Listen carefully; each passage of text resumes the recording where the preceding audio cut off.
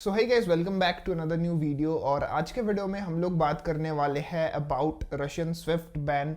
इससे क्या इम्प्लीकेशंस आने वाली है on the entire crypto industry और बिटकॉइन को इससे क्या फ़ायदा होगा over the next 2-3 years in the bear market specially. तो उस बारे में मेरे क्या पॉइंट ऑफ व्यू है, मैं उसके बारे में बात करूंगा। So let's start talking about that. दोस्तों, वीडियो को शुरू करने से पहले एक छोटा सा रिक्वेस्ट कि वीडियो को लाइक कर दो और चैनल को सब्सक्राइब कर लो। मैंने देखा है 90% लोग यार वीडियोस देख के निकल जाते हैं, सब्सक्राइब नहीं करते। बट प्लीज़ सब्सक्राइब, इससे चैनल जो है वो ग्रो होता है और मुझे भी मोटिवेशन मिलता है वीडियोस बनाने का। तो डेफिनेटली चैनल को सब्सक्राइब करना है।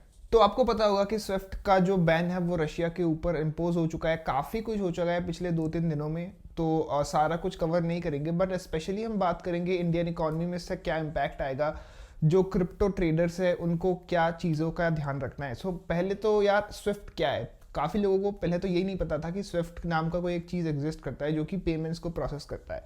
बेसिकली स्विफ्ट दोस्तों एक वे ऑफ सेंडिंग मैसेजेस है फ्रॉम बैंक्स टू बैंक्स, जो कि इंटरनेशनल बैंक्स यूज़ करती है। मान लो एक एग्जाम्पल के साथ, मैं एक बंदा बैठा हूँ इंडिया में और मुझे पैसे भेजने यूएस में। ओके, मेरा जो बैंक है दैट इज आईसीआईसीआई बैंक, और मे बी आप लोग जो यूएस में जो बंदा बैठा है ही और she is having an account at JP Morgan, right.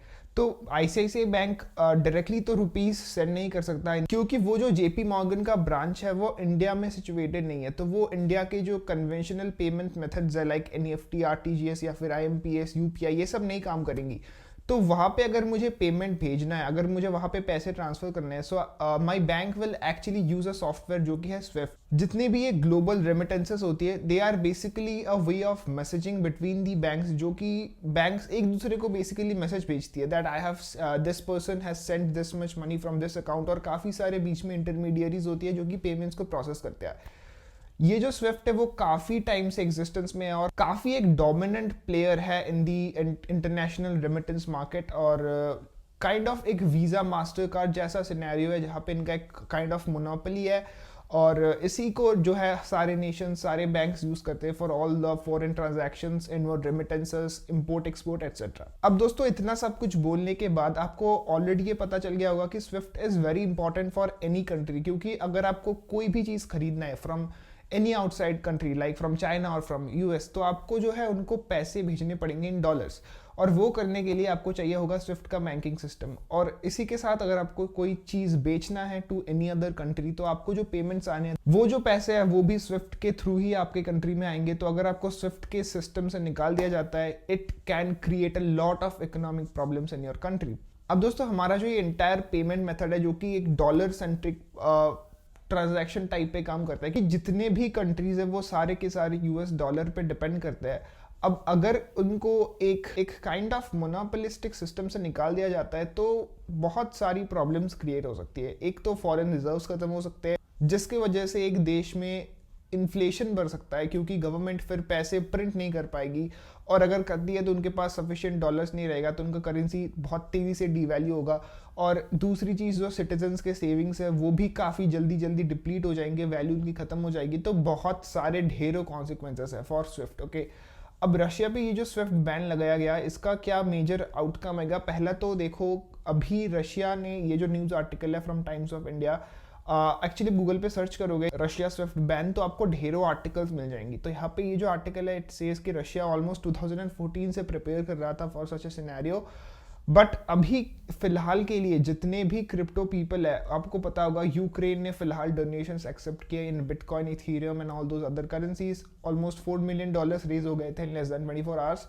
अब रशिया भी क्रिप्टो को एज एन ऑल्टरनेटिव देख रही है टू स्विफ्ट, जो कि काफ़ी टाइम से एक मोनोपोली क्रिएट करके बैठा है पूरे के पूरे ग्लोबल मार्केट में।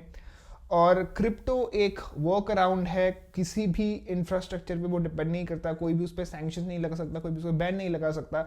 तो अगर किसी को पैसे ट्रांसफर करने यूजिंग बिटकॉइन और यूजिंग दी क्रिप्टो इंडस्ट्री, तो वहाँ पे कोई भी पेमेंट्स को रोक नहीं सकता, completely peer to peer process है। और ये मुझे एक बहुत बड़ा एग्जाम्पल लगता है ओवर दी लास्ट 1-2 ईयर्स, जहाँ पे बुल रन पे लोग बस स्पेक्यूलेट किए जा रहे थे बिटकॉइन के प्राइसेस पे कि और ऊपर जाएगा और ऊपर जाएगा। But right now what ever the price is going up, last 24 hours में आई थिंक अराउंड 10% ऊपर गया है। तो ये जो प्योर प्राइस हाइक हुआ है that is due to demand. Okay, अब बिटकॉइन सिर्फ 21 मिलियन ही एग्जिस्ट करते हैं, I guess you all know that.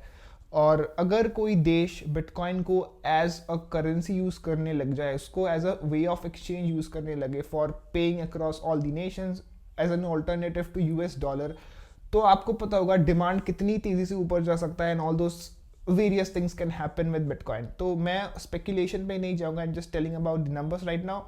और यहाँ पे फ़िलहाल तो न्यूज़ यही है कि बहुत सारे रशियन बैंक्स को स्विफ्ट से निकाल दिया गया except for a couple of them, जहाँ पे जिसमें कि यूरोप और अमेरिका डिपेंड करते हैं for oil and natural gas as usual of America. And yeah that's what it is right now. जो रशियन रूबल है, जो उनकी करेंसी है, वो भी काफ़ी ज़्यादा गिर चुके हैं. So if we look at that,